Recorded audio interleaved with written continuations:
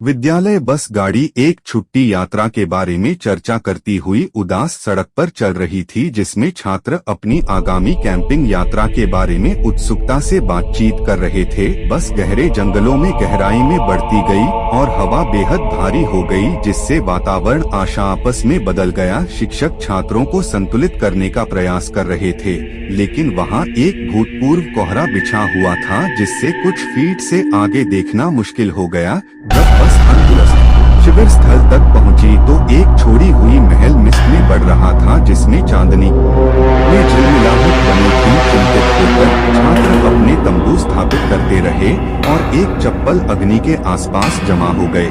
महल को घेरने वाले वृक्षों में एक रहस्यमय आत्मा की कहानियां फैल रही थीं, जिस परिस्थिति में यकीन नहीं करने वाली हंसी के बावजूद वहां एक अस्वस्थ भावना महसूस हो रही थी। रात के साथ अजीब ध्वनियां जंगल में गूंथी गईं, जिससे समूह की उत्साहित बातचीत हुई। शिक्षक उसे वन्य जीवों की सामान्य ध्वनियां कहकर अस्वीकार करते रहे, लेकिन तनाव छूटता था। रात के अंधेरे में एक साहसी समूह ने महल का अन्वेषण करने का निर्णय लिया। खटकती तख्तियां और बुलबुले हवाएं उनकी भय बढ़ा रही थीं। अचानक एक भूतपूर्व आत्मा दिखाई दी, जिससे उनको रोंगटे आ गईं। भयभीत होकर वे त्वरित ही शिविर की ओर बढ़ गए, कभी भी लौटने का निर्णय लिया। अगले सुबह कोहरा हट गया, जो महल को एक भूला हुआ श्रृंगार बना दिया। उलझे हुए छात्रों ने जो कुछ भी उन्होंने देखा उस पर सवाल किए। शिक्षक ज्ञातियों के बीच नजरें बदलते हुए सत्य बताए। उनके साहस का परीक्षण के लिए एक अच्छे रूप से योजनाबद्ध प्रैंक था। छात्रों पर राहत की लहर चली जब उनमें से एक न